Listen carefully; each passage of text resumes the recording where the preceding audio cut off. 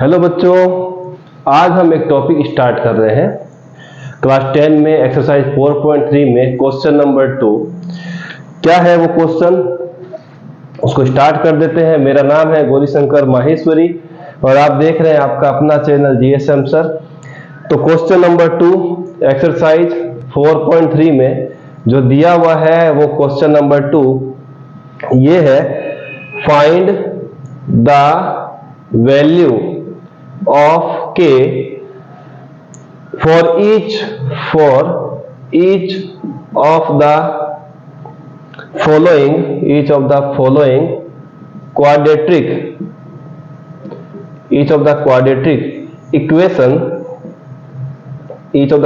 equations so that they have two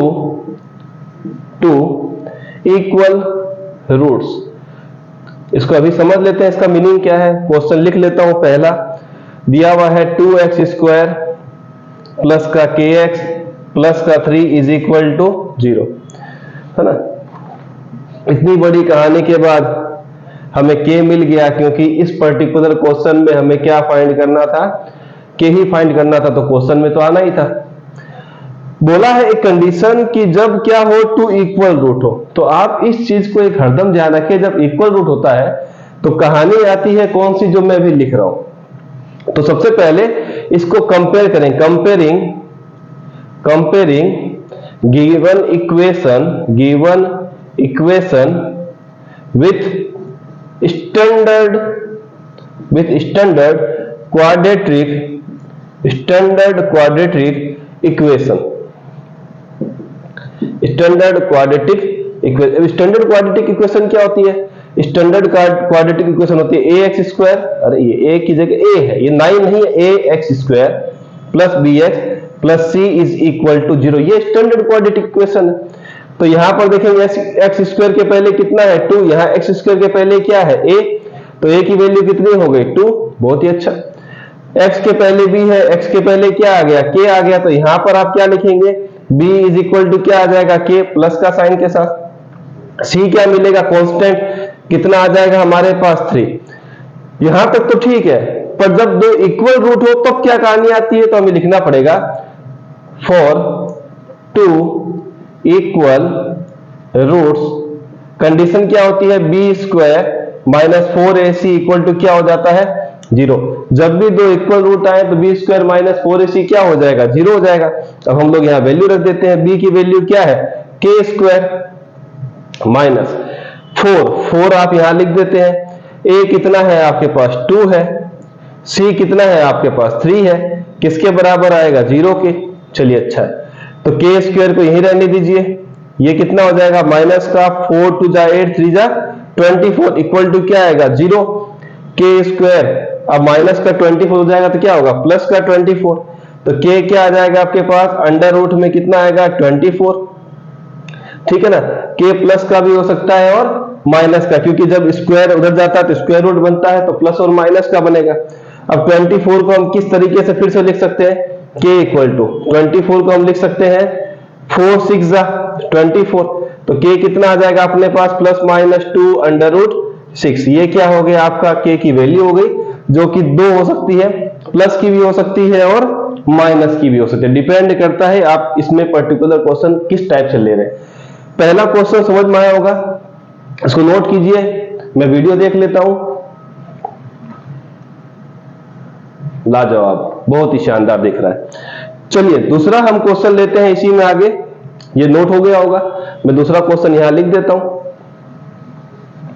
चलिए अब दूसरा क्वेश्चन क्या बोलता है वो भी देख लेते हैं फटाफट। दूसरा क्वेश्चन हमें बोल रहा है वो है सेकंड नंबर, लिखा है kx ब्रैकेट में x माइनस 2 प्लस 6 किसके इक्वल 0 के इक्वल। चलिए ठीक, तो सबसे पहले इसको थोड़ा ब्रैकेट को ओपन कर लेते हैं। kx को x से करेंगे तो क्या आ जाएगा kx², इसको इससे मल्टीप्लाई करेंगे तो माइनस का 2kx माइनस का 2kx प्लस का कितना है 6 किसके बराबर 0 के। मैंने फिर से वो लाइन लिखनी थी तो पहले से लिखी हुई थी, मिटाया नहीं मैंने, है ना। पर आपको तो एक ही क्वेश्चन मिलेगा, ऐसा नहीं कि आप एक बार लिख दे दोबारा लिखने की जरूरत नहीं पड़ेगी। आप एग्जाम में मिटा करके ऐसा वापस ना लिखना शुरू कर दे, नया लिखे। ये आने के बाद हमने कंपेयर किया, कंपेयर करने के लिए क्या है, A X square B X plus का सी इक्वल टू क्या आएगा बच्चों, 0।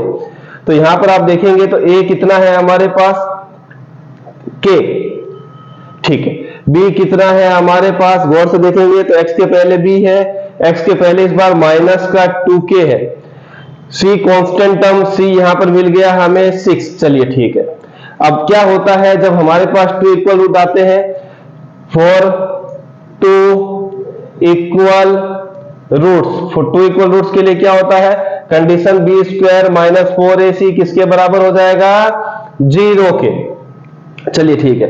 तो यहां पर b हमारे पास कितना है, माइनस का 2k, इसका क्या आ जाएगा होल स्क्वायर माइनस 4ac, 4 के साथ a कितना है, k है, ठीक है। c कितना है, 6 है, चलिए ठीक है, इक्वल टू क्या आ जाएगा, 0।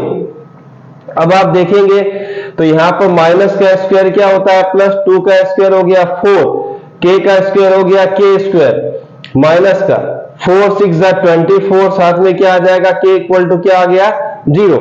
अब यहां पर हम क्या करते हैं, 4k कॉमन ले लेते हैं, 4k कॉमन, तो 4k कॉमन लेने पर एक बचेगा k माइनस का, 24 में से 4 लेने पर 2 नहीं बचेगा ना, कई बार बच्चे गलती करते हैं, 2 निकला 4 निकल गया 2 बचा।